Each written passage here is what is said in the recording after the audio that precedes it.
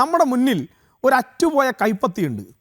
ഒരു മനുഷ്യൻ അദ്ദേഹത്തിൻ്റെ ജീവിതത്തിൽ അദ്ദേഹം ഒരു നബി എന്ന് പറയുന്ന 2 വാക്കുള്ള ഒരു ക്വസ്റ്റ്യൻ പേപ്പറിനകത്ത് 2 വാക്ക് എഴുതി ചേർത്തു എന്നതിൻ്റെ പേരിൽ പട്ടാപ്പകൽ കേരളത്തിൽ നിങ്ങളെല്ലാം ഊറ്റം കൊള്ളുന്ന വർഗീയതയ്ക്ക് ഒരു തരത്തിലുള്ള കടന്നുകയറ്റവും ഇല്ല എന്ന് നിങ്ങൾ 2 കൂട്ടരും ഒരുമിച്ച് നിന്ന് പറയുന്ന കേരളത്തിനകത്തൊരു പാവപ്പെട്ട അധ്യാപകൻ്റെ കൈപ്പത്തി വെട്ടിമാറ്റി. ആ കൈപ്പത്തി വെട്ടിമാറ്റിയ ആളുകളെ 14 വർഷത്തിന് ശേഷമാണ് അതിൻ്റെ മുഖ്യ സൂത്രധാരകനെ ഇപ്പോൾ അറസ്റ്റ് ചെയ്തിരിക്കുന്നത്. ഇന്ന് കോടതി NIA കോടതി കൃത്യമായി പറഞ്ഞിട്ടുണ്ട് ആരൊക്കെയാണ് ഇദ്ദേഹത്തെ സഹായിച്ചത് എന്നുള്ളതിനെക്കുറിച്ച് കൃത്യമായ അന്വേഷണം നടക്കണം. എന്തുകൊണ്ടാണ് അങ്ങനെ പറയേണ്ടി വന്നത്?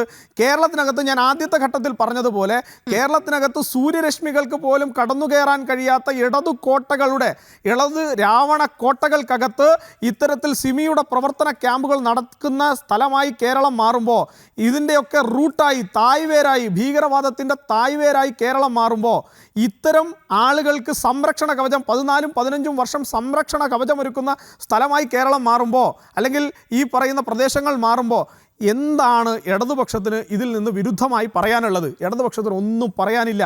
ഞാൻ ഈ ചോദിക്കുന്ന ചോദ്യം റിലവൻ്റ് അല്ലേ?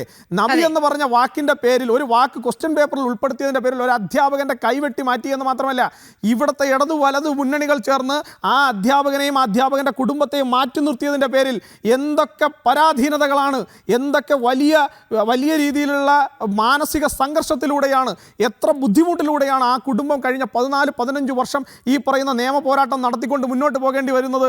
ഇവിടെ ഈ പറയുന്ന ഭീകരവാദ സംഘടനകളിൽപ്പെട്ട SDPI ആളുകളുടെ ഭീഷണി, ഇവിടെ സർക്കാർ തന്നെ ജോലിയിൽ നിന്ന് ആ കുടുംബത്തെ ഒതുക്കി നിർത്തുന്നു, അദ്ദേഹത്തിൻ്റെ പെൻഷൻ ബെനിഫിറ്റുകൾ കൊടുക്കുന്നില്ല, അദ്ദേഹത്തിൻ്റെ ആരോഗ്യനില തകരുന്നു, അദ്ദേഹത്തിൻ്റെ ഭാര്യ ആത്മഹത്യ ചെയ്യുന്നു, അദ്ദേഹത്തിൻ്റെ കുടുംബത്തെ ഛന്നഭിന്നമാക്കി മാറ്റി ഇത്തരത്തിലുള്ള ഭീകരവാദ സ്വത്വങ്ങൾ ഈ കേരളത്തിൽ നടമാടിയപ്പോൾ എന്ത് നിലപാടാണ് ഈ പറയുന്ന വർഗീയതയെ ഞങ്ങളാണ് ജീവൻ കൊടുത്തു ചെറുത്തത് എന്ന് പറഞ്ഞ ഇടതുപക്ഷത്തിന് എടുക്കാൻ സാധിച്ചത്?